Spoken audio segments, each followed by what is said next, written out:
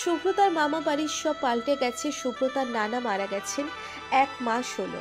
আজমিরকে police গ্রেপ্তার করে নিয়ে গেছে, 2 মাস হলো। শুভ্রতার বড় মামা তাদের সাথে সব সম্পর্ক ছিন্ন করে দিয়েছে। শুভ্রতার মেছো মামা আর মামি এখন আগের মতো নেই। মেয়ে পাচারকারীর ফ্যামিলির পরিচয় হয়ে গেছে তাদের পাড়ায়, তাই মেয়ের বিয়ের সম্বন্ধ আসলেও তা হচ্ছে না। অথচ তার মেয়ে দেখতে কত সুন্দর। সারা জীবন শুভ্রতাকে কালো বলে অবজ্ঞা করার সাজা আজ হাড়ে হাড়ে টের পাচ্ছেন তিনি। ছোট মামি এখন তার ভুলগুলো বুঝতে পারছে। আয়না আগের মতো স্কুলে গেলেও এখনো ভয়ে ভয়ে থাকে সে। সায়ান এখন ইঞ্জিনিয়ারিং পড়ছে। সে আর দ্বিতীয়বার শুভ্রতার কাছে যায়নি, আর না প্রিয়াকে সুযোগ দিয়েছে। সে জানে সে সৌন্দর্যের মোহে পড়ে জীবনে কি ভুল না করেছে।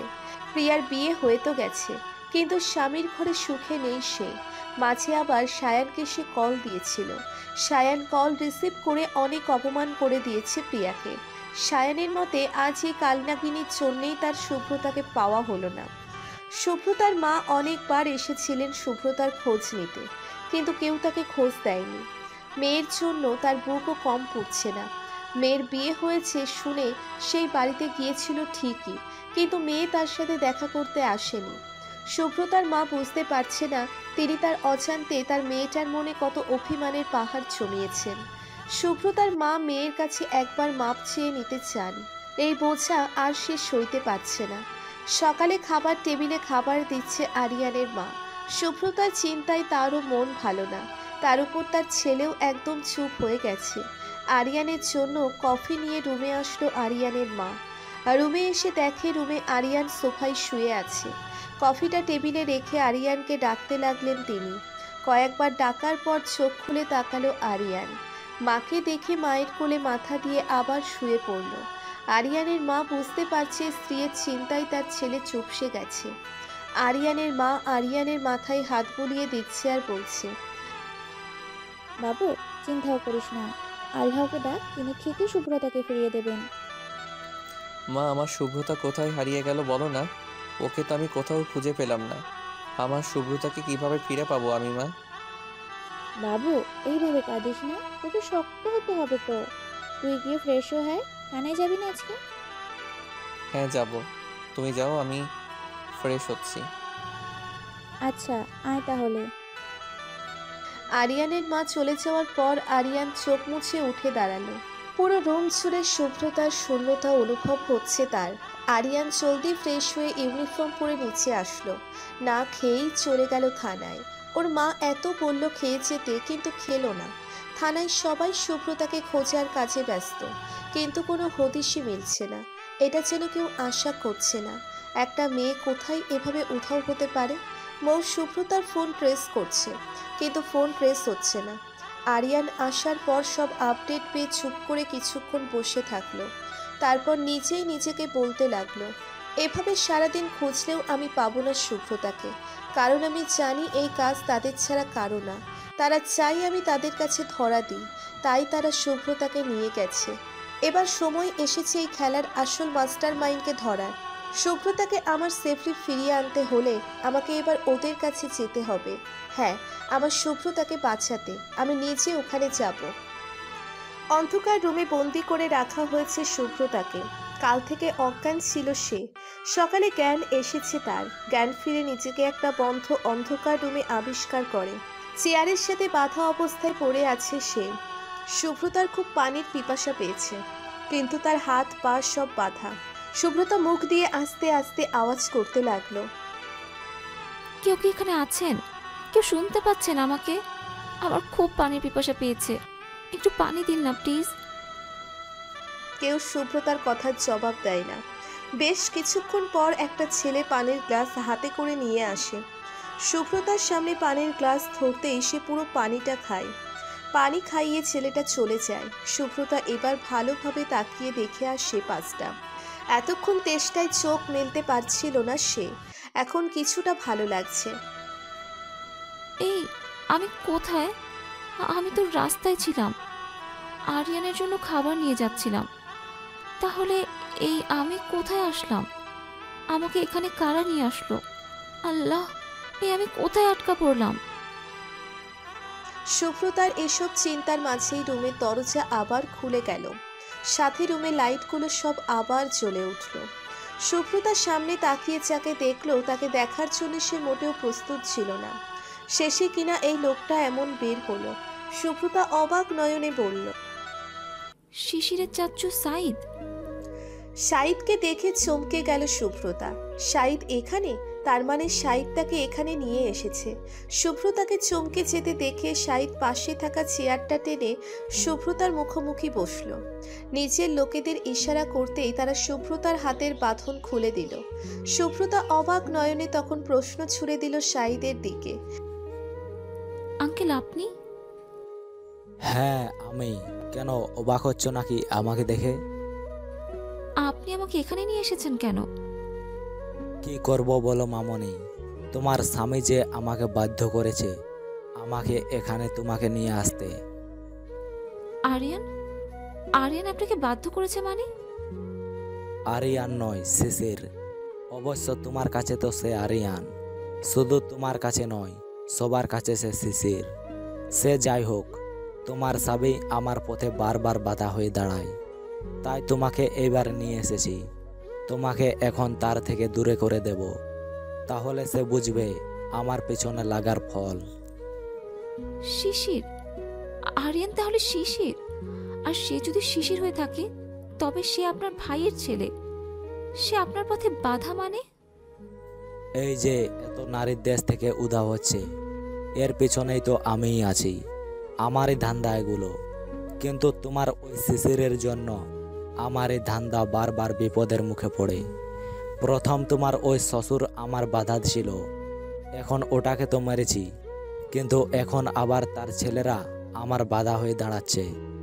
তবে কি বলো তো, ব্যাপার না, বাপ আর এক ছেলেকে তো মেরেছি, এবার মরবে শিশির, আর তারপর তুমি হুঁশ হয়ে যাবে দুবাইয়ে।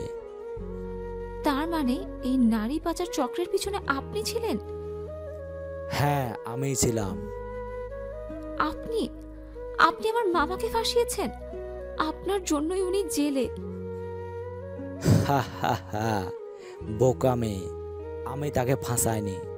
আজমের তো আমাদের হয়ে কাজ করত, নতুন নতুন মেয়ের হদেশ দিত, আর ফিরোজ তাদের বিয়ে করত, বা আমার অন্য ছেলেরা প্রেমের প্রলোভন করে কাজ দেওয়ার নাম করে সেই মেয়েগুলোকে তুলে আনতো। তোমার মামা তার নিজের দোষেই জেলে। ছি, কতটা জঘন্য আপনি! সাইদ কিছু বলতে যাবে তার আগেই গোলাগুলির আওয়াজ পেল। সাইদের সাথে লোকেরা বাহিরে এসে দেখে পুলিশ সব দিক থেকে ওদের ঘেরাও করে ফেলেছে। ছেলেগুলো সাইদের কাছে যেতে নিলে আরো কিছু পুলিশ এসে ওদের ধরে ফেলে। সাইদ কিছু বুঝতে পারছে না কি হচ্ছে। বাহিরে কি হচ্ছে এসব?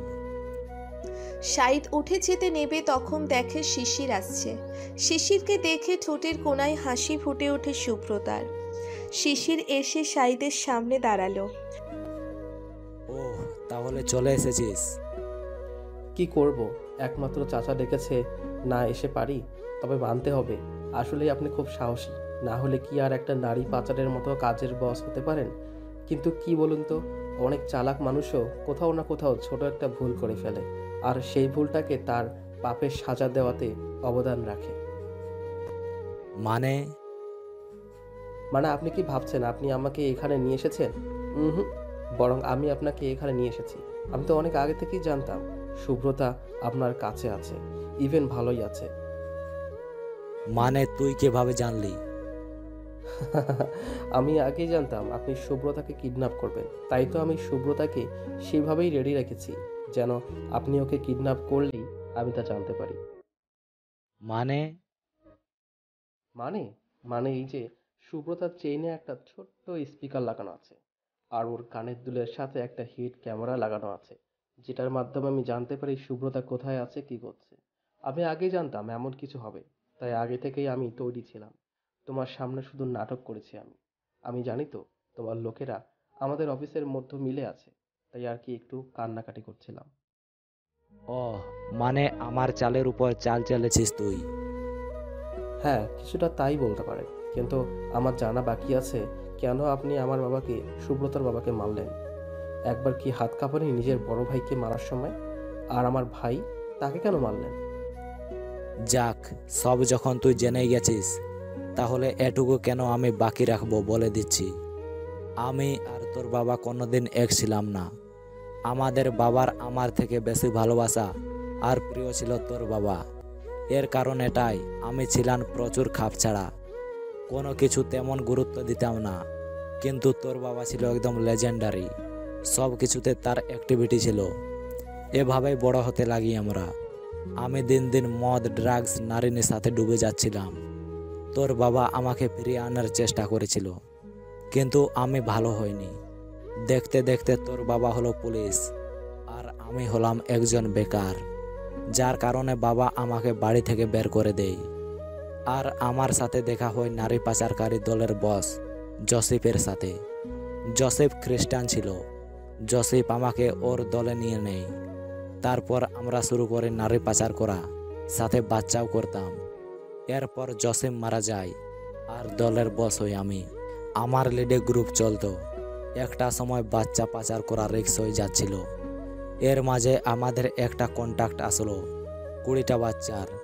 আমরা 18টা বাচ্চা জোগাড় করলাম, কিন্তু বাকি 2টা বাচ্চা পাচ্ছিলাম না। তখন ঠিক করলাম হাসপাতাল থেকে নিব। কাজ মতো গেলাম হাসপাতালে। ওই রাতে একসাথে 2টা ডেলিভারি হয়েছে। সেখানে জানতে পারি আমার ভাইয়ের বউও আছে। তখন মাথায় বুদ্ধি আসলো, ভাইয়ের বাচ্চাটা নেব। সেই মতো ডাক্তারের সাথে কথা বলে জানতে পারি ভাইয়ের 2 যমজ ছেলে হয়েছে। বাচ্চা 2টা আপাতত বেবি রুমে আছে। আমি ডাক্তারকে টাকা দিয়ে ওদের 2জনকে দিতে বলি, কিন্তু ডাক্তার যতক্ষণে বাচ্চা আনবে তার আগে ভাইয়ার কোলে তার এক ছেলেকে দিয়ে দেওয়া হয়। তাই ডাক্তার আমাকে অন্য বাচ্চাটা দিতে চেয়েছিল, কিন্তু ওই সময় পুলিশ জেনে যায়। এসবের কথা রোট মারলো আমাদের ওখানে। আমি তাই আমার দলবল নিয়ে পালিয়ে আসলাম, সব বাচ্চা ওখানে রেখে। পরবর্তীতে ওই আরেকটা বাচ্চা কি হয় সেটা আমি জানতে পারিনি। এরপর 1 বছর আমরা ঠান্ডা থেকে আবার কাজ শুরু করি। এবার শুধু মেয়ে পাচার করা আমাদের উদ্দেশ্য ছিল, তাই করছিলাম। তখন আমাদের দলে এসে যোগ দেয় আজমির। আজমিরকে কাজ দিত ফিরোজ। কখন কোথায় কোন মেয়ে তুলতে হবে, নতুন মেয়ের খোঁজ দেওয়ার দায়িত্ব ছিল ওর। ভালোই চলছিল কাজ, কিন্তু এর মাঝে আবার পুলিশের লোকেদের হানা দেওয়ার কথা জানতে পারি। আর জানতে পারি আমার ভাই তাতে আছে। আমার ভাইয়ের হাতে আমার বিরুদ্ধে জোরালো প্রমাণ ছিল। সেই প্রমাণ দিয়েছিল সুব্রতার বাবা। সুব্রতার বাবা কোনোভাবে দেখে ফেলেছিল আমাদের নারী পাচার করতে, যেটা সে তার ফোনের ক্যামেরায় ধারণ করে ফেলে, আর সেটা আমার ভাইকে দেয়। আমি জানতাম এটা আমার জন্য কত বড় বিপদ, তাই আমি আগে সুব্রতার বাবাকে মেরে ফেলি। এমনভাবে মারি যে বুঝাই যায় না যেন এটা মার্ডার। এরপর আমি ভাইয়াকে মারলাম, সেটাও খুব প্ল্যানিং করে। আমি ভেবেছিলাম এরপর আর কোনো সমস্যা আমার থাকবে না, কিন্তু তুই তোর বাপের মতো আমার কাজে নাক গলালি। আমাদের মেয়ে পাচারকারী ব্যবসা চলছিল ভালো, কিন্তু তুই আবার ইনভেস্টিগেশন শুরু করলি। ভেবেছিলাম সেদিন এনকাউন্টারে তুই মরে গেছিস, কিন্তু তুই যে আরিয়ান হয়ে ফিরে আসবি ভাবিনি। আর দেখ কি ভাগ্য, তোর ভাইকে আমি কিডন্যাপ করলাম, সেই জায়গায় তুই গেলি। আরিয়ানকে মারার ইচ্ছা ছিল না, কিন্তু তোর জন্যই ওকে মেরেছি। তবে আজ তুইও মরবি আমার হাতে। আমি কোনো রিস্ক নেব না। মানুষ কতটা খারাপ হতে পারে তা আপনাকে না দেখলেই জানতামই না। একটা অপরাধ ডাকতে কতগুলো অপরাধ করে ফেলেছেন আপনি, আফসোসও হচ্ছে না আপনার? সাইদের সব কথা শুনে সুব্রতা চুপ হয়ে গেছে। এই নোংরা কাজে তার বাবার প্রাণ গেছে। এই লোকটার কারণে সে বাবা হারা হয়েছে। সুব্রতা সব শুনে চোখের পানি অঝরে গড়িয়ে পড়ছে। আরিয়ান যে আমার ভাই সেটা পরে কিভাবে জানলেন? আর ওকে মারলেন কেন? ওকে অপরাধ করেছিল? বেশ অনেকটা নীরবতা পালন করে শিশির আবার শাহিদকে প্রশ্ন ছুড়ে দেয়। শাহিদ আগের মতোই চেয়ারে পা তুলে বসে আছে। দেখে মনেই হচ্ছে না তার কোনো প্রকার ভয় কাজ করছে। হাসপাতাল থেকে যে বাচ্চাটাকে কি করা হয়েছিল সেটা আমি জানতাম না। যখন তোর বাবার পর কয়েক বছর পর আরেকজন অফিসার আমাদের কেস নিয়ে কাজে নেমেছে শুনলাম, তখন আমি খোঁজ নিতে গিয়ে দেখি আরিয়ান। অনেক অবাক হয়েছিলাম হুবহু তোর মতো দেখতে।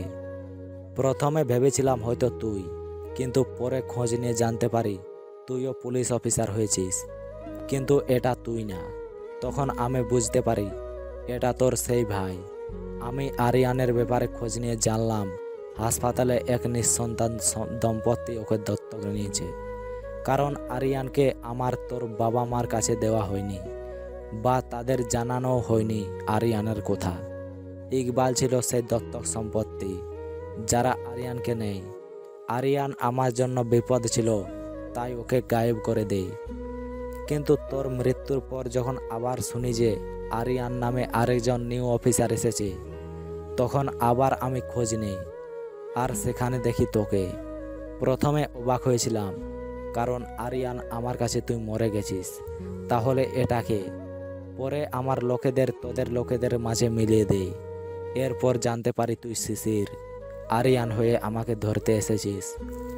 আরিয়ানকে মারতে ইচ্ছা ছিল না, কিন্তু ও বেশি ফরফর করতো, তাই তো ওকে মেরে ফেলেছি। কিন্তু আমার একটা কথা জানার আছে, তুই কিভাবে জানলি যে তোর ভাই আছে, আর সে কোথায় আছে? আপনার সব কুকর্ম আমার বাবা তার ফাইলে রেখেছিল। আমার বাবা জানতে পেরেছিল তার আরেক ছেলের কথা, সেই সহ তথ্য প্রমাণ বাবা তার ফাইলে রেখেছিল। ইভেন সুব্রতার বাবার দেওয়া প্রমাণও। আমি যখন হেডকোয়ার্টার থেকে ফাইল নেই আর সব দেখি, তখন আমি জানতে পারি আমার ভাই আছে, একটা আমার মতো, আর সে আছে ইকবাল স্যারের কাছে। কিন্তু যখন আমি ইকবাল স্যারের কাছে যেতে চাইলাম, তখন জানতে পারলাম আরিয়ানকে খুঁজে পাওয়া যাচ্ছে না। তখন আমি জানতে পারি আরিয়ান এই কেসটা নিয়ে কাজ করছিল, সেই অবস্থায় ও গায়েব হয়েছে। কিন্তু সেটা ইকবাল স্যারকে জানানো হয়নি। আমি জানতাম আমি চাইলেও তোমাকে ধরতে পারবো না, তাই আমি নিজে মরার নাটকটা সাজাই। আমি জানতাম তুমি আমার মরার খবর পেয়ে ঠিক আসবে বাংলাদেশে, আর এসেছো। ফিরোজকে তুমি জেলারকে দিয়ে জেল থেকে ছাড়িয়েছো, আমি সেটাও জানতাম। কিন্তু আমি চুপ ছিলাম, কারণ সঠিক সময় তোমাকে ধাওয়া দেওয়ার অপেক্ষায় ছিলাম। Now I am success. তোর কি আসলেই মনে হয় তুই সাকসেস? এতক্ষণে তো মেয়ে সব পাচার হয়ে গেছে, আর এখন তুইও মরবি, সাথে এও মরবে। নিজেকে এত চালাক ভাবো? ভুলে যেও না আমি একজন পুলিশ অফিসার। তুমি যদি অপরাধ শিরায় শিরায় নিয়ে বেরাও, তবে আমি বুদ্ধি শিরায় শিরায় নিয়ে থাকি।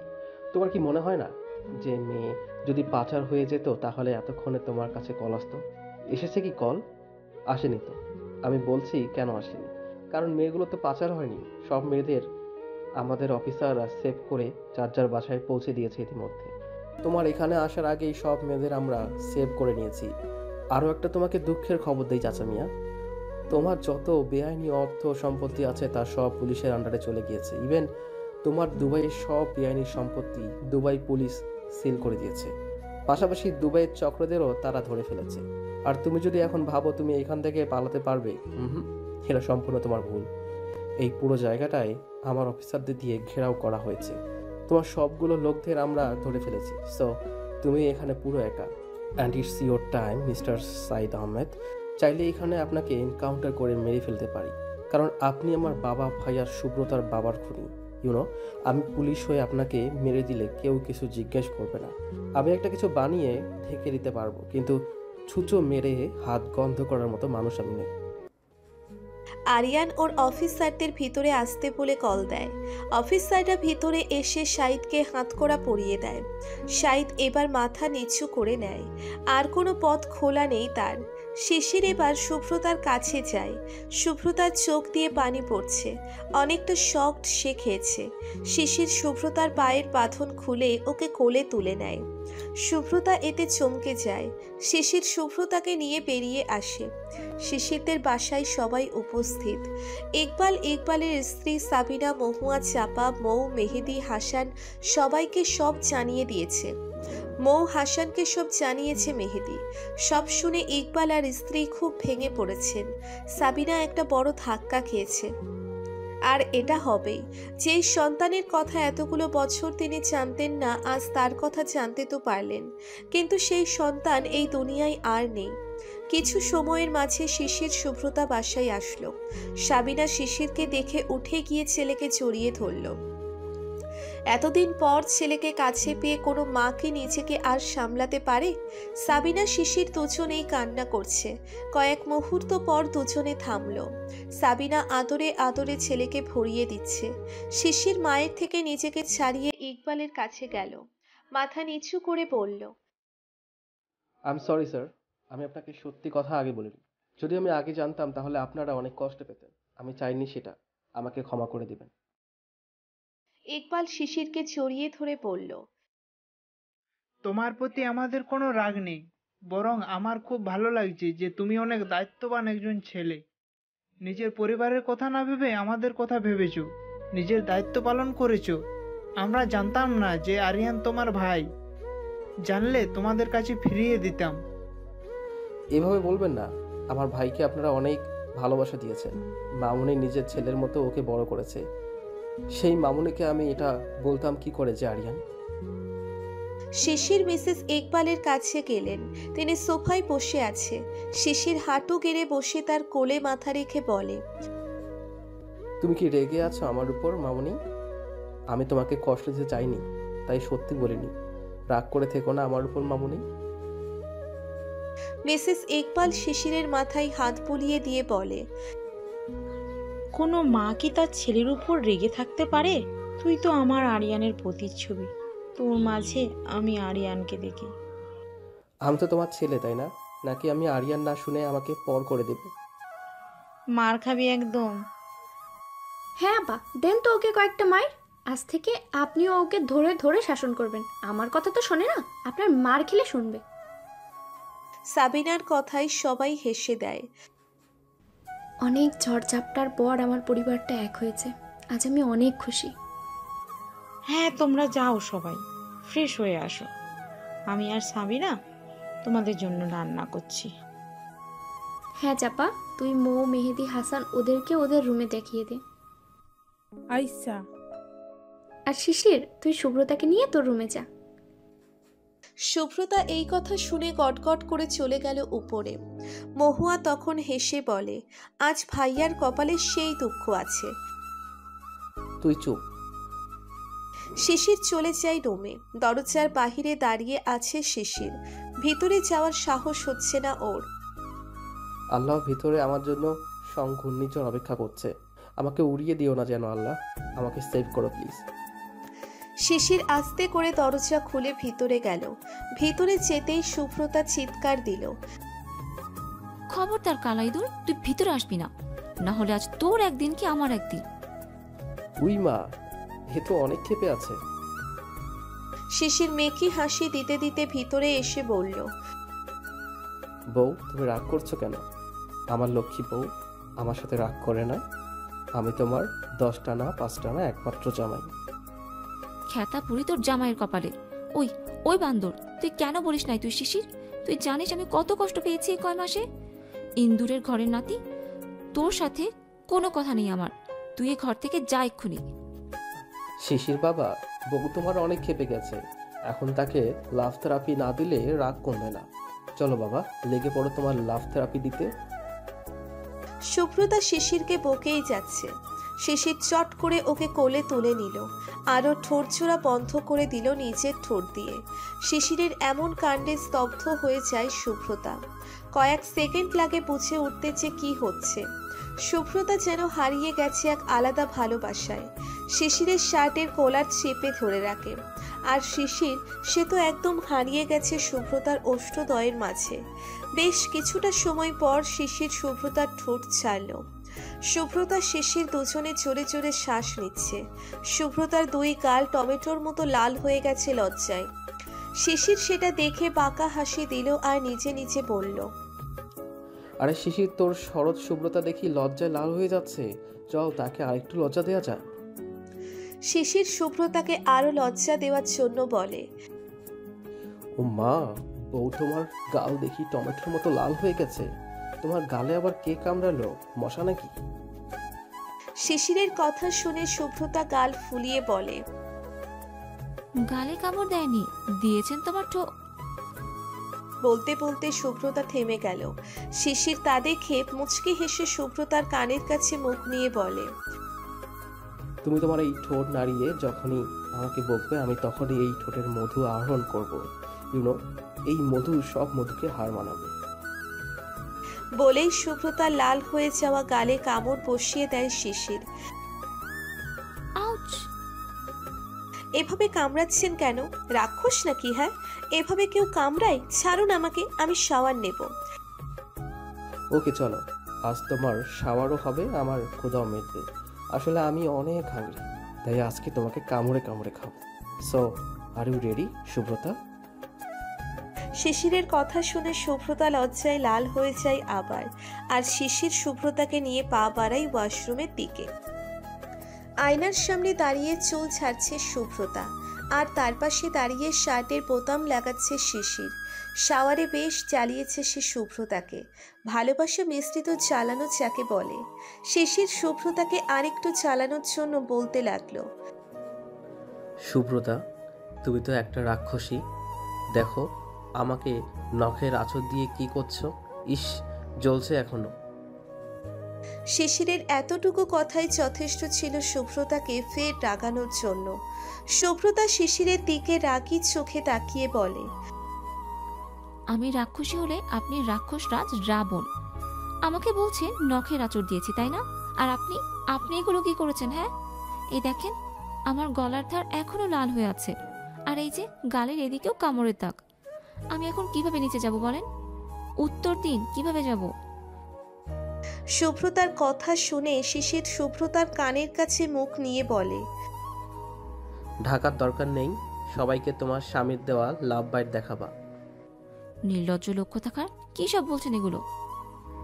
পাগলি, লজ্জা নারীর ভূষণ, পুরুষের নয়। নারীকে প্রতি মুহূর্তে লজ্জা ফেলা পুরুষের কাজ, আর সেই নারী যদি হয় নিজের স্ত্রী, তখন লজ্জা দেওয়ার পরিমাণ বাড়িয়ে দিতে হয়। আর তুমি যতবার লজ্জায় লাল হবে ততবার আমি 2টা ফ্রেশ লাল লাল টমেটো খেতে পারবো। You know, your cheeks like a tomato when you are blushing. So এখন জলদি নিচে চলো, না হলে সবাই ভাববে আমরা বিয়ের বাসর এখন আবার সারছি। শিশির কথাটা বলে শার্ট পরে হাতে ঘড়ি লাগিয়ে নিচে চলে যায়, আর শুভ্রতা আবার লজ্জা পেয়ে তৈরি হতে থাকে। শুভ্রতা একটা কনসিলার আর ক্যারেক্টার দিয়ে লাল হয়ে যাওয়া জায়গাগুলো সরিয়ে দেয়, তারপর চুল আঁচড়ে ঘোমটা দিয়ে নিচে চলে আসে। সাবিনা আর মিসেস ইকবাল মিলে রান্না করছে। আজ এতদিন পর তাদের পরিবার এক হয়েছে। মৌ মেহেদি হাসান চলে গেছে ওদের কাজ আছে বলে। সাবিনা থাকতে বলেছিল কিন্তু থাকেনি। খাবার টেবিলে সাবিনা, চাপা, মিসেস ইকবাল খাবার সাজাচ্ছেন। ইকবাল সাহেব এসে টেবিলে বসলেন। মহুয়া মায়ের হাতে হাতে সাহায্য করছে। শিশির, শুভ্রতাও চলে আসে। সবাইকে খাবার টেবিলে বসিয়ে খাবার বেড়ে দিচ্ছে সাবিনা আর মিসেস ইকবাল। বেড়ে দিয়ে তারাও খেতে বসে পড়ে। খাওয়ার এক মোমেন্টে শুভ্রতার কাটা ঠোঁটের কোনায় মশলা লেগে যায়, আরো শব্দ করে ওঠে। আউচ! কি হলো সুব্রতা? ব্যথা ফেলে নাকি? না না, ওই ঠোঁটটা কেটে যাওয়ায় না মশলা লাগাতে একটু জ্বলছে। তোমরা চিন্তা করো না। শিশির ভালোই বুঝতে পারছে আসল ব্যাপারটা, তাই ও চুপচাপ খাচ্ছে। শিশির খাওয়ার মাঝে শুভ্রতার পায়ে পা দিয়ে স্লাইড করছে।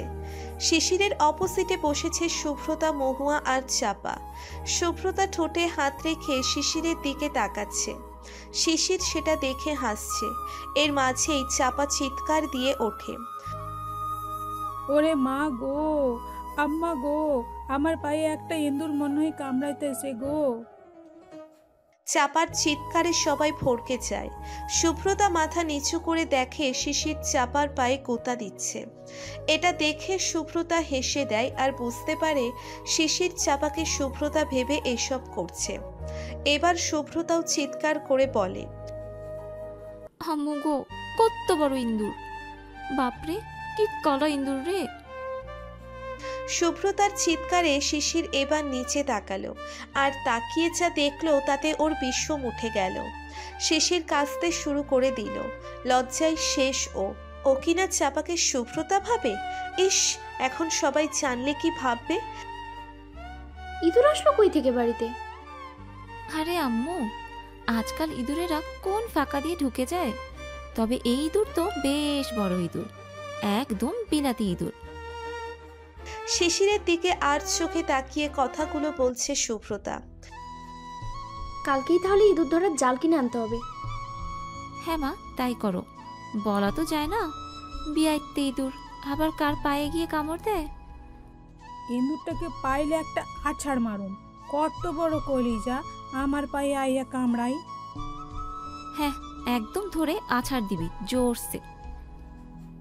শিশির এই সব কথা শুনে মাথা নিচু করে শুনে যাচ্ছে, লজ্জায় কিছু বলতে পারছে না। খাওয়া দাওয়া শেষ করে যে যার রুমে চলে আসে। সুব্রতা রুমে এসে হা হা করে হাসছে। ওকে এভাবে হাসতে দেখে শিশির ভ্রু কুঁচকে বলল, এভাবে হাসতেছো কেন? হাঁসের মাংস কি আজকে বেশি খেয়েছো নাকি? হাঁসের মাংস রান্না করলে তো খাবো, আর হাসছি এই জন্য চাপড়ি আর ইঁদুর। আল্লাহ, ইস জোস জোস। দেখো, এত হাসার কিছুই নেই। ও, ওটা তো একটা মিস্টেক ছিল। আমি ভেবেছিলাম ওটা তোমার পা, তাই তো এমন করছি। আমি কি জানতাম নাকি যে ওটা চাপার পা? জানলে তো আর করতাম না। হ্যাঁ হ্যাঁ, জানলে তো আর করতেন না, কালা ইঁদুর। দেখো, আমাকে কালা ইন্দুর বলবা না। তুমি জানো কলেজ লাইফে আমি কত মেয়ের ক্রাশ ছিলাম, আমার জন্য কত মেয়ে পাগল ছিল। এখনো যদি কাউকে পাত্তা দেই একটু, একদম বউ হবার জন্য পাগল হয়ে যাবে। ভালোই তো, এমন হলে ভালোই হবে। আপনার 2টা বউ হবে। যে দ্বিতীয় জনকে আনবেন ওকে দিয়ে বাড়ির সব কিছু করাবো, আমাদের বাচ্চা কাচ্চাকে সামলানোর কাজও করাবো। তারপর বাড়ির সব কাজ করবে, আমার সেবা করবে, কিন্তু শুধু আপনাকে পাবে না। আর দেখুন, অন্য সব সতীন তাদের স্বামীর বউকে মানে না, কিন্তু আমি মানবো তো। তাহলে আমার নামটা ইতিহাসের পাতায় লেখা থাকবে। উফ, ভাবতেই কি যে আনন্দ লাগছে না শিশির। উফ, তাড়াতাড়ি বিয়ে করে ফেলেন তো। আমার ইতিহাসের পাতায় নাম লেখানোর আর অপেক্ষাই করতে পারছি না। সুব্রতার কথা শুনে শিশির পুরো বেকুব হয়ে যায়। সুব্রতা শিশিরের ফেস দেখে আবার হাসতে লাগে। শিশির গাল ফুলিয়ে খাটে গিয়ে শুয়ে পড়ে, আর সুব্রতা হেসেই যায়। পরের দিন সকালে সবাই টেবিলে নাস্তা করছে। আমি একটা কথা বলতে চাচ্ছিলাম। হ্যাঁ বল, কি? আসলে আমি চাই ইকবাল স্যারেরা এখানেই আমাদের সাথে থাকুক। সেটা কিভাবে হয় বাবা? আমরা এখানে কিভাবে থাকবো? শিশির ভুল কিছু বলেনি। আমার এই সন্তান আমার কাছেই ছিল না, যার অস্তিত্বের কথা আমি জানতামই না। তাকে নিজেদের সন্তান করে মানুষ করেছেন, আর সে নেই তো কি, তাই বলে আপনাদের পর করে দেব না। আপনারা এখানেই থাকবেন। আমার শিশির শুধু আমার না, আপনাদেরও সন্তান। আর শিশির ছাড়া মহুয়া, সুব্রতা এরাও আপনাদের সন্তান। এদের রেখে কোথাও যাবেন না আপনারা। একদম, আপনারা এখানেই থাকবেন, আমাদের সাথেই থাকবেন। হ্যাঁ মা, আমিও চাই আপনি আর বাবা এখানেই থাকুন। একটা সুখী আর ভরা পরিবার হবে আমাদের। ঠিক আছে, আমরা এখানেই থাকবো। এত ভালোবাসা ফেলে দেওয়ার সাহস আমাদের নেই। আর তো কোনো প্রবলেম নেই। আর একটা কথা বলতে চাই, আমি মহু আর বিয়ে দিতে যাচ্ছি। এটা তো ভালো কথা। ছেলে দেখেছিস?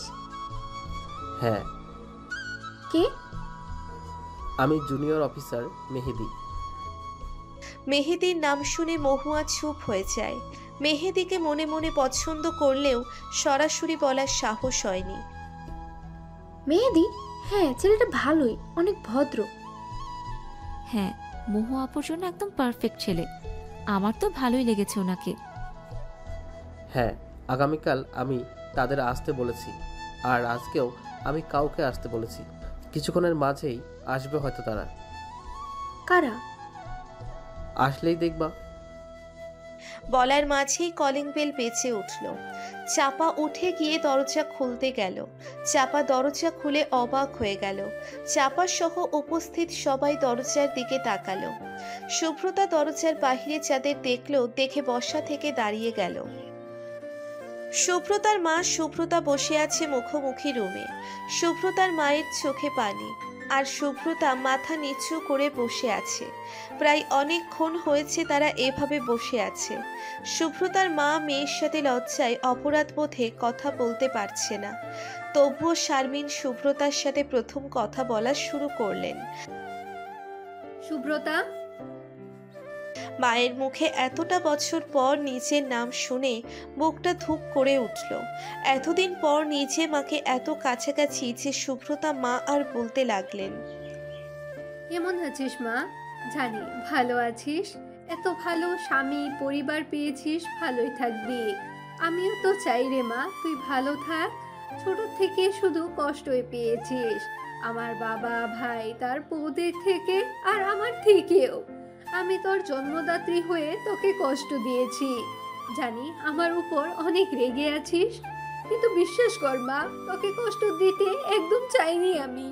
তোর বাবা আর আমি পালিয়ে বিয়ে করেছিলাম। সেই ভার্সিটির থেকে আমরা একে অপরকে ভালোবাসতাম। আমার বাবা আমাকে অন্য কোথাও বিয়ে দিতে চাইছিল, কিন্তু আমি বলেছিলাম আমি বিয়ে করলে তোর বাবাকেই করব। তোর বাবা ছিল গরিব ঘরে, বাবা মা কেউ ছিল না ওর, তাই আমার বাবা আমাকে ওর কাছে বিয়ে দিতে রাজি ছিল না। তারপর একদিন পালিয়ে গেলাম, আমরা বিয়ে করে নিলাম দুজনে। আমি আসার সময় মায়ের কিছু গহনা ছিল, সেগুলো নিয়ে এসেছিলাম। সেগুলো বিক্রি করে তোর বাবা কিছু টাকা জমিয়েছিল, সেই দিয়ে একটা টিনের ঘর ভাড়া নিলাম। হাতে টাকা থাকা দিয়ে তোর বাবা আমাকে চালাতে লাগলো আর চেষ্টা করতে লাগলো চাকরির জন্য। অবশেষে পেয়েও গেল চাকরি। আমরা একটা বাসা ভাড়া নিলাম। দেখতে দেখতে 2 বছরের মাথায় তুই আমার পেটে আসলি। খুব খুশি হয়েছিল তোর বাবা। তারপর তুই জন্ম নিলি। তোর বাবা তোকে কোলে নিয়ে সেদিন খুশিতে কেঁদে দিয়েছিল। এরই মাঝেও আমার সাথে তোর নানারা কেউ যোগাযোগ করেনি। আস্তে আস্তে তুই বড় হলি, কিন্তু একদিন এক ঝড়ে সব এলোমেলো হয়ে গেল। তোর বাবা তোর 8 বছরের সময় মারা গেল। তোর বাবার মৃত্যুর পর সংসার চালানো আমার জন্য খুব কঠিন হয়ে যাচ্ছিল। তখন বাবা আর ভাইয়ারা আমাকে আর তোকে নিজেদের কাছে নিতে চায়। আমিও রাজি হয়ে যাই। ভেবেছিলাম 1-2টা মেয়ে মানুষ আমরা কিভাবে থাকব, তাই চলে আসি তো তাদের কাছে। এখানে আসার 2 বছরের মাথায় বাবা আমাকে আবার বিয়ের জন্য চাপ দেয়। আমি এই জীবনে আর কাউকে নিজের জীবনে আনবো না বলে ঠিক করেছিলাম, কারণ তোর বাবাকে আমি খুব ভালোবাসি। কিন্তু বাবা আমাকে চাপ দিতে থাকে, বলতে থাকে আমি যদি বিয়ে না করি তবে তোকে ইতিমখানায় দিয়ে আসবে। আমি চাইলেও সেই মুহূর্তে তোকে নিয়ে চলে আসতে পারতাম না, কারণ আমি তোকে কি করে খাওয়াতাম, বড় করতাম।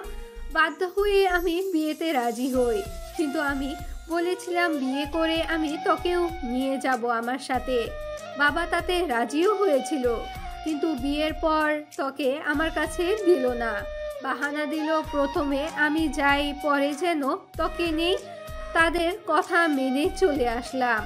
জাহিদ লোকটা একটু খারাপ না রে, সব জেনে আমাকে বিয়ে করেছে।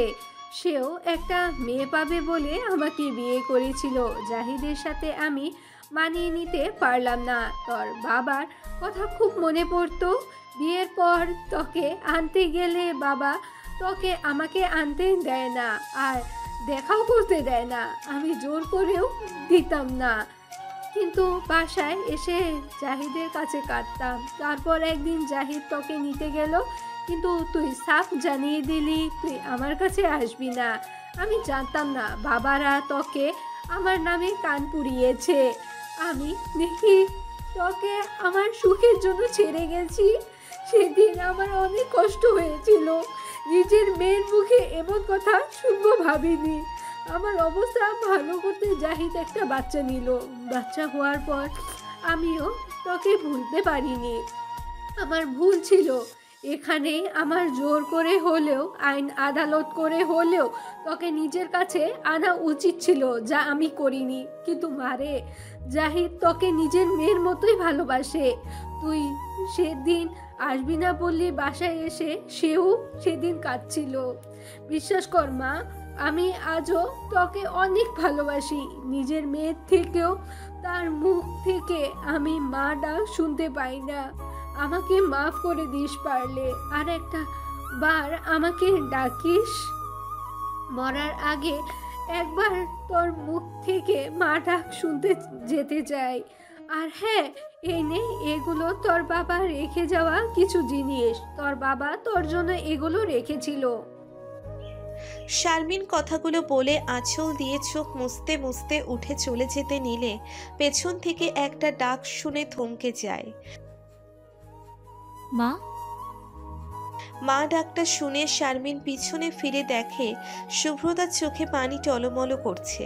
শারমিন অবাক কণ্ঠে বলে, কি বললি শুভ্রতা? আরেকবার বল।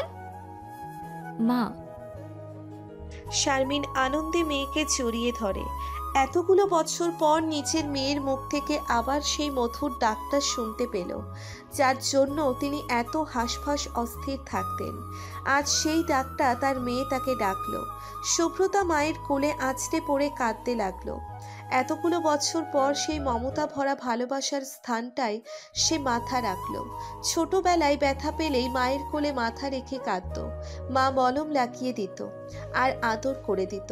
শুভ্রতা কেঁদে যাচ্ছে। সে তো জানতো না তার মা কতটা কষ্ট সহ্য করেছে।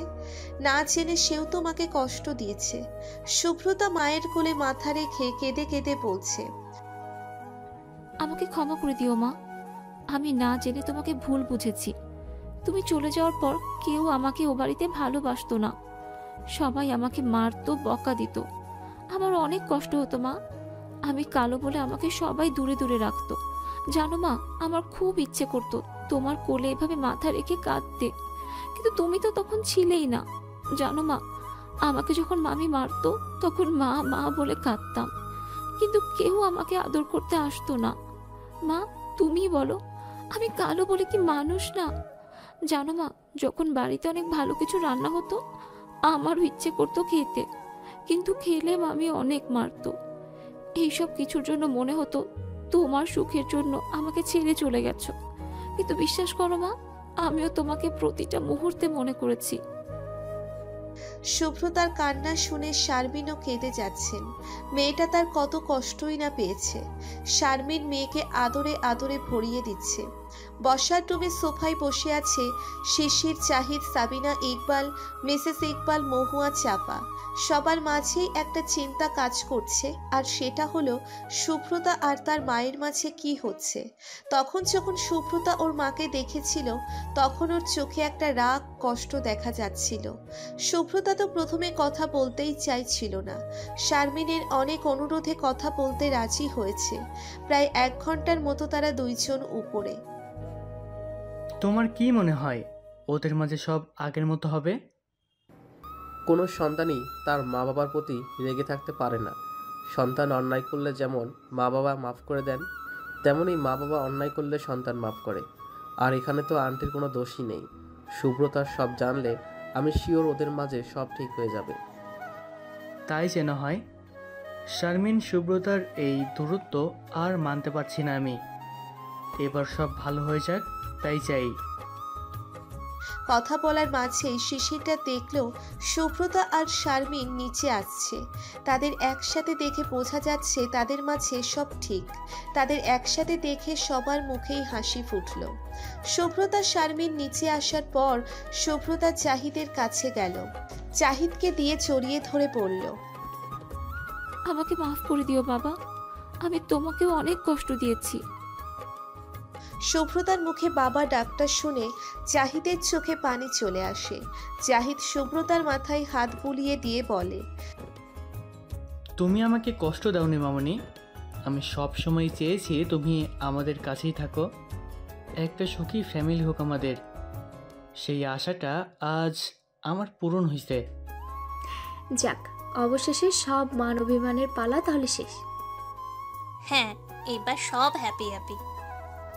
বেয়াই বেয়ান, আপনারা কিন্তু আজকে যেতে পারবেন না। এই প্রথম আমাদের বাসায় আসছেন, আজকে থাকতেই হবে। আর কাল আমার মেয়েকে দেখতে আসবে, সেখানে আপনারা থাকলে আমার ভালো লাগবে। আজ আমি এমনিতেও যাব না, আজ আমার মেয়েকে নিয়েই আমি থাকবো।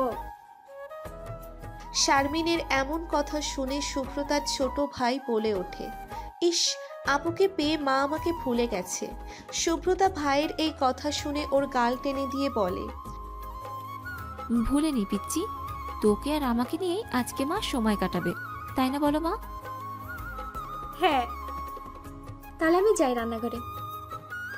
আমিও আইতাছি আম্মা। সাবিনা আর মিসেস ইকবাল রান্নাঘরে চলে যায়। জাহিদকে একটা রুমে দিয়ে আসে আর শুভ্র তার ভাইকে। শারমিন মেয়েকে নিয়ে রুমে এসে গল্প জুড়ে দেয় আর শিশির আর ইকবাল যায় বাহিরে। রাতে মায়ের কোলে মাথা রেখে আজকে ঘুমিয়েছে শুভ্রতা। যদিও শেষ রাতের দিকে গিয়ে শিশির ওকে নিয়ে আসছে রুমে। আসলে বউকে ছাড়া কি আর ঘুম আসে? শিশিরেরও সেই দশা হয়েছে। সকাল থেকে তোড়জোড় চলছে। আজকে মেহেদিরা আসবে মহুয়াকে দেখতে। সবাই যার যার কাজে বিজি। দুপুরের আগেই আসবে মেহেদিরা। মহুয়াকে সাজাচ্ছে শুভ্রতা। শিশির সব দিকে খেয়াল রাখছে। 12টা নাগাদ মেহেদিরা আসলো। দুই পক্ষের মাঝে কথাবার্তা হলো। মেহেদি মহুয়াকে আলাদাভাবে কথা বলতে দেওয়া হলো। সব ঠিকঠাক করে আগামী শুক্রবার বিয়ে ধার্য করা হয়েছে ওদের। সব কথা মাঝে জাহিদ একটা কথা বলে উঠল। আমি একটা কথা বলতে যাচ্ছিলাম। হ্যাঁ বলুন। বলছিলাম যে এই বিয়েতেই আমরা শিশির শুভ্রতার আবার বিয়ে দিয়ে দিলে কেমন হয়? আসলে হুট করে বিয়ে হয়, আমরা কেউ ছিলাম না। একটা মাত্র মেয়ে, তার বিয়ে নিয়ে অনেক ইচ্ছা আছে। আইডিয়া খারাপ না। তাহলে ফাইনাল, এই শুক্রবার একসাথে 2 বিয়ে হবে, একটা শিশির শুভ্রতা আর একটা মেহেদি মহুয়া। সবাই সাবিনার কথায় সহমত জানায়। অতএব আগামী শুক্রবার হতে যাচ্ছে 2টো বিয়ে। তোড়জোড় করে বিয়ের আয়োজন শুরু হয়েছে। আর হবে নাই বা কেন? হাজার হোক 2টো বিয়ে বলে কথা। সাবিনা ইকবাল, মিসেস ইকবাল ছেলে মেয়ের বিয়েতে কোনো কিছুর কমতি রাখছেন না। শুভ্রতাকে শুভ্রতার মা আর জাহিদ তাদের সাথে নিয়ে গেছে। বিয়ের আগ পর্যন্ত মেয়ে তাদের কাছে থাকবে। শিশির প্রথমে এতে রাজি হতে চাচ্ছিল না, কিন্তু পরে রাজি হয়ে যায়। শুভ্রতা আর চাপাকে নিয়ে যায় শুভ্রতার মা। আগামীকাল হলুদ আর পরশু বিয়ে। সব আয়োজন সুন্দর করে করা হচ্ছে। নিচের রুমে বসে বসে চকোলেট খাচ্ছে শুভ্রতা। হঠাৎ ফোনের টিং কানে আসতেই শুভ্রতা ফোনের দিকে তাকায়। শিশিরের কল আসছে। শুভ্রতা ফোনের দিকে তাকিয়ে হেসে দেয়। এটা নতুন কিছু না। এখানে আসার পর 6 থেকে 9 বার শিশির কল দেয়। শুভ্রতা কল রিসিভ করলো। হ্যালো। কি করো? কিছু না, বসে আছি। ডাহা মিছে কথা। শিশির যদি শোনেও চকলেট খাচ্ছে তাহলে বকবে। শুনো, একটু পর একটা পার্সেল যাবে। পার্সেলে যা পাবা সেগুলো দিয়ে রেডি হয়ে থাকবে। আমি নিচে এসে ফোন দিব, তখন সাথে সাথে নেমে আসবা। এই রাতে? চুপ মাইয়া, খালি বেশি কথা। আচ্ছা। শিশির কল কেটে দিল। কিছু সময় পর আসলেই একটা পার্সেল আসে। শুভ্রতা সেটা রিসিভ করে রুমে আনে। পার্সেল খুলে তার ভিতরে একটা নীল কালারের শাড়ি, চুড়ি, ম্যাচিং গহনা আর গাজরা পায়। শুভ্রতা সেগুলো নিয়ে রেডি হতে চলে যায়। রেডি হয়ে নিজেকে আয়নায় দেখে নেয় একবার। এর মাঝেই শিশিরের কল আসে। শুভ্রতা কল পেয়ে নিচে চলে আসে। সবাই এখন ঘুমিয়ে আছে, তাই আস্তে করে বেরিয়ে আসে শুভ্রতা। শুভ্রতা বাহিরে বেরিয়ে এসে দেখে শিশির গাড়িতে বসে আছে। শুভ্রতা গিয়ে ওর পাশে বসলো। শিশিরের একবার আট চোখে তাকালো শুভ্রতার দিকে, তারপর গাড়ি স্টার্ট দিল। দুজনের কেউ কারোর সাথে কথা বলছে না। শিশির এক মনে ড্রাইভিং করছে। শুভ্রতা চুপ করে বসে আছে। দেখতে দেখতে ওরা চলে আসে একটি রিসোর্টে। শিশির শুভ্রতাকে নিয়ে বেরিয়ে গেল গাড়ি থেকে। শুভ্রতাকে দাঁড় করিয়ে ওর চোখটা বেঁধে দিল শিশির। শুভ্রতা বুঝতে পারছে না শিশির কি করতে চাইছে। শিশির শুভ্রতাকে কোলে নিয়ে চলে আসে রিসোর্টের ছাদে। শুভ্রতার চোখ তখনও বন্ধ। শিশির শুভ্রতার চোখের বাঁধন খুলে দেয়। শুভ্রতা আশেপাশে ভালো করে তাকিয়ে চমকে যায়। পুরো ছাদে লাইটিং করা, গোলাপ ফুল আর বেলুন দিয়ে সাজানো, মোমবাতি দিয়ে রাখা কিছু কিছু জায়গায়। শুভ্রতা অবাক চোখে তাকিয়ে আছে। শুভ্রতা পিছনে ফিরে কিছু বলতে যাবে তার আগে শিশির হাঁটু গেড়ে বসে পড়ে শুভ্রতার সামনে। শুভ্রতা অবাকের উপর অবাক। শিশির শুভ্রতার দিকে তাকিয়ে বলে, প্রথম যেদিন এক মায়াবী মুখের নারীকে আমার কোলে উঠিয়েছিলাম, সেদিন সে অজ্ঞান ছিল, কারণ অজ্ঞান হয়ে যাওয়া মুখশ্রী যে এত মায়াবী লাগতে পারে তা তাকে না দেখলে জানতাম না। দ্বিতীয়বার তার সাথে দেখা হয় একদিন রাতে রাস্তায়। সেদিন তাকে নিয়ে আসি নিজের বাড়িতে। তারপর রোজ তার মায়াবী মুখ আমার সামনে থাকতো। তারপর সে হয়ে গেল আমার ঘরের রানী, আমার মনের ঘরের রানী। আজ আমি আবারও তার কাছে চাইছি, হবে কি তুমি আমার মনের রানী? দেবে কি আমাকে তোমায় ভালোবাসতে? হবে কি তুমি আমার হৃদয়ের স্পন্দন? শুভ্রতার চোখ থেকে পানি গড়িয়ে পড়ছে। কাপা কাপা হাতে শিশিরের হাত থেকে ফুলগুলো নেয় শুভ্রতা। শিশির শুভ্রতার হাতের পিঠে একটা চুমু দিয়ে একটা আংটি পরিয়ে দেয়। শিশির উঠতেই শুভ্রতা ওকে জড়িয়ে ধরে। শিশিরও পরম আদরে আর যত্নে জড়িয়ে নেয় তার ভালোবাসাকে, তার বউকে। শিশির শুভ্রতার কানের কাছে মুখ নিয়ে বলে, আজ কি তোমার মাঝে হারিয়ে যেতে পারি? শুভ্রতা শিশিরের কথায় খুব লজ্জা পায়। শুভ্রতাকে লজ্জা পেতে দেখে শিশির বলে, আমি কি ধরে নেব চুপ থাকার সম্মতির লক্ষণ? শুভ্রতা মাথা নিচু করে আছে। শিশির শুভ্রতাকে কোলে তুলে নিল। তারপর নিয়ে আসলো ওদের বুক করা রুমে এনে শুভ্রতাকে শুইয়ে দিল খাটে। শিশির শুভ্রতার ঠোঁটের ভাঁজে নিচের ঠোঁট ডুবিয়ে দিল। শুভ্রতাও আজকে হারিয়ে যাচ্ছে শিশিরের মাঝে। আস্তে আস্তে শিশির শুভ্রতার পুরো দেহের মাঝে মিশে যায়। আজকে এক হয়ে যাচ্ছে তাদের ভালোবাসা। সকালে শুভ্রতা ঘুম থেকে উঠে দেখে সে শিশিরের মাঝে লেপ্টে আছে। শুভ্রতা এতে অনেক লজ্জা পায়। তাড়াতাড়ি উঠে ফ্রেশ হতে চলে যায় সে। কালকের শাড়িটাই আবার পরে নেয় সে। শুভ্রতা ফ্রেশ হয়ে এসে দেখে শিশির উঠে গেছে। শিশিরের দিকে তাকাতে কেমন জানি লজ্জা লাগছে তার। শিশির জিনিসটা বুঝতে পেরে উঠে গিয়ে শুভ্রতাকে পেছন থেকে জড়িয়ে ধরে ওর দুই গালে কামড় দিল আর বলল, তুমি যতবার লজ্জা পাও আমি ততবার 2টা টমেটো খেতে পারি। আর এত লজ্জা পেতে হবে না। লজ্জা তো কাল আমি ভেঙেই দিয়েছি, তাই না? শুভ্রতা লজ্জায় লাল হয়ে যাচ্ছে। দূরে সরুন তো, বাসায় যেতে হবে, চলুন। কোথাও যেতে হবে না, সবাই এখানেই আসছে। আমাদের বিয়ে এখানেই হবে। এখানে? হ্যাঁ, এখানে। আমার পাশের রুমটা তোমার, ওখানে তোমার সব কিছু দেয়া আছে। তুমি ওই রুমে যাও, সবাই চলে এসেছে প্রায়। আচ্ছা ঠিক আছে। শুভ্রতা বেরিয়ে আসলো আর চলে আসে পাশের রুমে। অনেকটা সময় পর শিশির ওকে ডাক দেয়। শুভ্রতা শিশিরের কাছে আসে। দুজনে গিয়ে নিচের থেকে ব্রেকফাস্ট করে নেয়। এর মধ্যেই চলে আসে সবাই। বিয়ের সবকিছু এখানে সব অ্যারেঞ্জমেন্ট করা হয়েছে। সবাইকে যার যার রুম দেখিয়ে দেওয়া হলো। শুভ্রতাকে এখানে দেখে কেউ কিছু জিজ্ঞেস করেনি, কারণ শিশির বাসায় বলেছে শুভ্রতা তার সাথে আছে। মৌ হাসানো এসেছে সবার সাথে। পরের দিন আজকে শিশির, শুভ্রতা, মহুয়া, মেহেদির গায়ে হলুদ। সব আয়োজন খুব সুন্দরভাবে করা হচ্ছে। মহুয়া শুভ্রতাকে লাল হলুদ মেশানো একটা শাড়ি পরানো হয়েছে, সাথে কাঁচা হলুদ ফুলের গহনা। মেহেদি শিশিরকে হলুদ রঙের পাঞ্জাবি পরানো হয়েছে। 4 জনকে স্টেজে নিয়ে আসা হয়েছে। একে একে হলুদ অনুষ্ঠান শুরু হয়ে গেল। সবাই ওদের হলুদ ছুঁয়ে দিচ্ছে।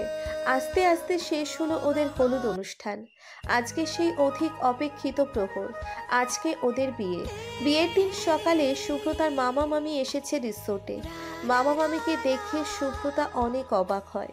শুভ্রতা মামা মামিকে শিশির নিয়ে এসেছে। সায়ান আসেনি, কারণ সায়ান দেশের বাহিরে চলে গেছে। শুভ্রতার মামা মামি লজ্জায় কথা বলতে পারছে না শুভ্রতার সাথে, তবুও শুভ্রতার কাছে মাপ চাইছে। তাদের ভুলের সাজা তারা পেয়েছে। শুভ্রতার মামি শুভ্রতার কাছে অনেক মাপ চেয়েছে। শুভ্রতার মামাও অনেক মাপ চেয়েছে।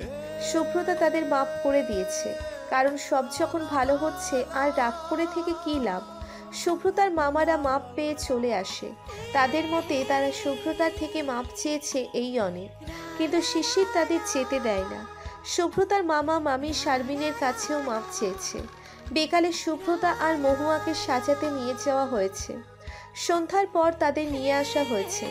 শুভ্রতা মহুয়াকে লাল বেনারসি পরানো হয়েছে, সাথে ম্যাচিং গোল্ডের গহনা। শিশির মেহেদিকে গোল্ডেন শেরওয়ানি পরানো হয়েছে।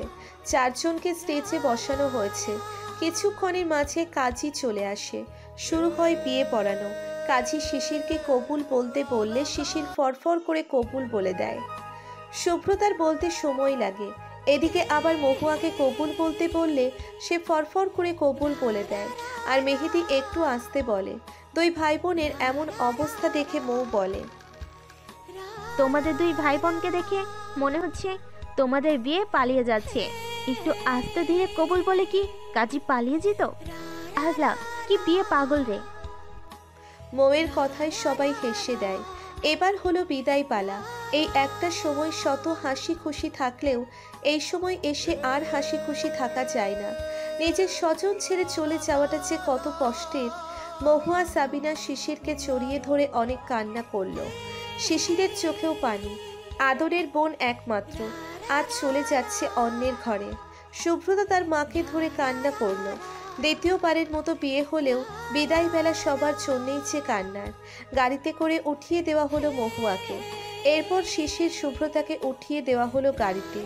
বাড়িতে এসে কিছু নিয়মকানুন মেনে ওদের বাসর ঘরে নিয়ে আসা হলো।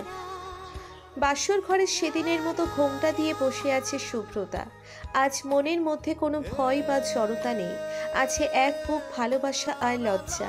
শিশির দরজা খুলে রুমে আসলো। সেদিনের মতো আজকেও শুভ্রতা শিশিরকে সালাম করলো। শিশির শুভ্রতাকে উঠিয়ে কপালে একটা ভালোবাসার পরশ এঁকে দিল। তারপর দুজনে নামাজ পড়ে নিল। শুভ্রতা নামাজ শেষ করে বারান্দায় আসলো। শুভ্রতা ফ্রেশ হয়ে একটা কালো রঙের শাড়ি পরেছে, চুলগুলো খোলা। বাহিরে বাতাস থাকায় চুলগুলো উঠছে। শিশির পেছন থেকে এসে শুভ্রতাকে জড়িয়ে ধরল। শুভ্রতার খোলা চুলে মুখ ডুবিয়ে দিল শিশির। শুভ্রতা আকাশের দিকে তাকিয়ে বলল, আচ্ছা শিশির, আপনি কেন আমাকে ভালোবাসলেন? যেখানে আমি কালো, আমার গায়ের রঙের জন্য কেউ আমাকে ভালোবাসতো না, সবাই আমাকে তুচ্ছ করত। এমনকি সায়ান ভাইও আমাকে কত অপমান করেছে। সেখানে আপনি সব দেখেও আমাকে ভালোবাসলেন কেন? শিশির শুভ্রতার প্রশ্ন শুনে শুভ্রতাকে ওর দিকে ঘোরালো। কপালের চুলগুলো কানে কুঁচে দিতে দিতে বলল, সৌন্দর্যের প্রেমে পড়ে কি লাভ যদি সেই সৌন্দর্য কালিমা লেপে থাকে? সৌন্দর্য সারা জীবন থাকে না, সারা জীবন থাকে ভালোবাসা। আর যদি আমি সৌন্দর্য দেখে বিয়ে করতাম বা ভালোবাসতাম, তাহলে এক সময় ওই সৌন্দর্য কমে গেলে আমার সেই মানুষটাকে ভালো লাগতো না আর। তখন নতুনত্ব খুঁজতে থাকতাম। কিন্তু আজ আমি ভালোবেসে তোমাকে যে বিয়ে করেছি, এই ভালোবাসা কিন্তু যাবে না, কারণ আমি তোমাকে ভালোবেসেছি, তোমার গায়ের রংটাকে না। আর ভালোবাসার কোনো কারণ নেই। মানুষ কারণে অকারণে প্রেমে পড়ে, আর আমিও তোমাকে কোনো কারণ ছাড়াই ভালোবাসি। শুভ্রতা শিশিরকে জড়িয়ে ধরে বলে, আমিও আপনাকে খুব ভালোবাসি, আমাকে ছেড়ে যাবেন না প্লিজ। আপনাকে ছাড়া আমি বাঁচবো না। এই শিশির কি তার শরৎ শুভ্রতাকে ছাড়া বাঁচতে পারবে? তাহলে ছেড়ে যাবে কিভাবে? তুমি তো আমার জীবন।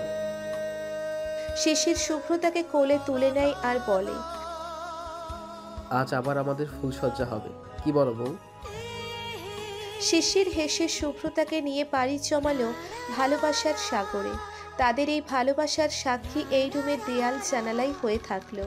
পরের দিন, আজকে তাদের বৌভাত। সেন্টারে করা হচ্ছে 4 জনের বৌভাত। শুভ্রতা মহুয়াকে অনেকেই দেখছে আর প্রশংসা করছে। এদের মাঝে একজন মহিলা সাবিনাকে সবার সামনেই বলে, কি গো শিশিরের মা, দেশে কি মাইয়ের অভাব ছিল? এরম কালো কুচকুচে মেয়ে দিয়ে বিয়ে দিলা ওরম রাজপুত্রের ছেলের সাথে? কই এই মেয়ে আর কই শিশির? মহিলাটার কথাই অনেক লজ্জা আর কষ্ট পায় শুভ্রতা।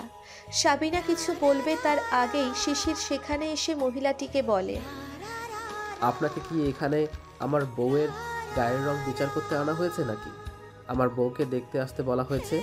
কার্ডে আমি নিশ্চয়ই লিখে দেইনি আমার বউকে দেখতে এসে তার গায়ের রং নিয়ে এখানে তামাশা করবেন। শুনুন, আমার বউ যেমন তেমন আমার কাছে মাশাআল্লাহ। সে কালো হলেও সে আমার কাছে অপরূপ সুন্দরী। আশা করি আমার বউকে এরপর থেকে কোনোদিন এভাবে বলবেন না। শুধু আমার বউ কেন, কাউকে এভাবে বলার অধিকার আপনার নেই। আপনার ঘরেও তো মেয়ে আছে, সুন্দরী কই? এখনও তো বিয়ে দিতে পারলেন না, কারণ তার যে চরিত্র তার গুণেই বিয়ে দিতে পারছেন না। এখন বলেন, এত সুন্দর হয়ে কী লাভ যদি চরিত্র কালো হয়? মনে রাখবেন, সব সুন্দর সুন্দর নয়, আবার সব কালো কালো নয়। শিশিরের কথায় মহিলাটি অনেক লজ্জা পায়, তবুও নিচের ভুল বুঝতে পেরে ক্ষমা চাই ওদের কাছে। বৌভাত অনুষ্ঠান শেষ করে সুব্রতা যায় ওদের বাড়িতে আর মহুয়া আসে এই বাড়িতে। রাতে সুব্রতা বসে আছে সোফায়, শিশির বাহিরে কথা বলছে জাহিদের সাথে। কথা শেষ করে শিশির রুমে আসে। রুমে এসে দরজা লাগিয়ে সুব্রতার পাশে বসে। কি ভাবছো? সুব্রতা শিশিরকে দেখে ওকে জড়িয়ে ধরে বলে, আমাকে এতটা আগলে রাখার জন্য আপনাকে অনেক ধন্যবাদ। আপনাকে আমার জীবনে পেয়ে আমি ধন্য। শিশির সুব্রতাকে জড়িয়ে নেয় আদরে আর বলে, জীবনের শেষ অবধি আমি তোমার পাশে আছি, কোনোদিন একটা আঁচ লাগতে দেবো না তোমাকে। সুব্রতা পরম স্নেহে আবেশে চোখ বন্ধ করে শুয়ে থাকে শিশিরের বুকে। 4 বছর পর হাসপাতালের করিডোরে দাঁড়ানো সুব্রতা, শিশির, মহুয়া, মেহেদি, মৌ, হাসান আর আবির। আজকে চাপার ডেলিভারি হবে। শিশিরের কোলে ওর ছেলে শান্ত, মেহেদির কোলে ওর মেয়ে মাহি। মৌকে হাসান বসিয়ে দিয়েছে কারণ মৌ প্রেগনেন্ট। হাসান মৌ বিয়ে করেছে 2 বছর হলো। হাসান মৌকে খুব সাহস করে নিজের মনের কথা বলে আর মৌ রাজি হয়ে যায়। বিয়ে হয়ে যায় ওদের। চাপার আবিরের সাথে বিয়ে হয়েছে। আবির শিশিরের বন্ধু। শিশিরের বাড়িতে এসে চাপাকে ওর পছন্দ হয়ে যায় আর তারপর বিয়ের প্রস্তাব দেয় ও। আর শিশিরও রাজি হয়ে যায় কারণ আবির খুব ভালো ছেলে। 1 বছর হয়েছে ওদের বিয়ের। এই 4 বছরে অনেক কিছু বদলে গেছে। সাবিনা মারা গেছে, সুব্রতার মাও মারা গেছেন। ইকবাল, মিসেস ইকবাল এখন শিশিরদের সাথে আছেন। জাহিদকেও দেখাশোনা করে সুব্রতা, ওর ভাইয়ের দেখাশোনাও করে। শান্তির বয়স হবে 2 বছর হলো। একদম বাবা পাগল ছেলেটা, বাবাকে পেলে আর কিচ্ছু লাগে না। শিশিরের চান তার ছেলে। যখন শুনেছিল সুব্রতা প্রেগনেন্ট, আনন্দে কেঁদে দিয়েছিল। সাবিনা চলে যাওয়ার পর এদের নিয়েই শিশিরের দুনিয়া। ওটির লাইট বন্ধ হতেই দরজা খুলে একজন নার্স তোয়ালে পেঁচিয়ে বাবুকে নিয়ে আসে। নার্স এসে আবিরের কোলে ওর মেয়েকে দেয়। একদম আবিরের মতো দেখতে হয়েছে মেয়ে ওর। চাপাকে একটু পর কেবিনে দেবে। একে একে সুব্রতা, মহুয়া, মৌ সবাই বাবুকে কোলে নেয়, আদর করে। কিছুক্ষণ পর চাপাকে কেবিনে দিলে সবাই গিয়ে দেখা করে আসে। আবির বাবুকে নিয়ে চাপার কাছে যায়। বাবুকে চাপার কোলে দিয়ে একটা চুমু দেয় ওর কপালে। চাপার আজ একটা সুখী পরিবার হলো। হাসপাতাল থেকে সবাই যার যার বাসায় চলে আসে। রাতে সুব্রতা শান্তকে ঘুম পাড়িয়ে বারান্দায় আসলো। শিশির বারান্দায় দাঁড়িয়ে আছে। কিছুক্ষণ দুজনে চুপ থাকার পর হঠাৎ শিশির সুব্রতার সামনে একগুচ্ছ গোলাপ দিয়ে বলে, শুভ বিবাহবার্ষিকী আমার বউ। আজ আমাদের প্রথম বিয়ের 4 নম্বর বিবাহবার্ষিকী। আজকের দিনে তোমাকে আরিয়ান হয়ে প্রথম বিয়ে করেছিলাম, নিজের ঘরে এনেছিলাম। সুব্রতা শিশিরের থেকে গোলাপগুলো নিল। সুব্রতা শিশিরকে জড়িয়ে ধরে বলে, এই 4 বছর আমার পাশে আমাকে ভালোবেসে গেছেন।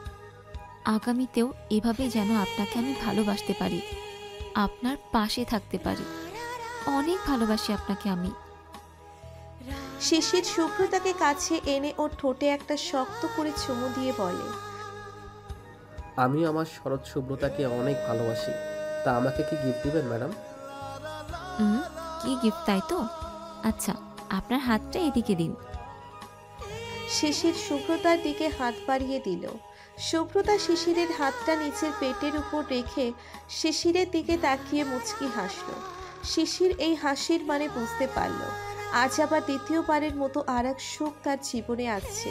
শিশির সুব্রতাকে কোলে তুলে নিল খুশিতে আর বলতে লাগলো, তুমি এই শিশিরের জীবনে এমন এক খুশির প্রহেলিকা যার কোনো শেষ নেই। এই শিশিরের হৃদয়ে যতবার স্পন্দন হয় ততবার তোমার নাম শুনতে পাই, কারণ তুমি এই শিশিরের হৃদয়ের স্পন্দন।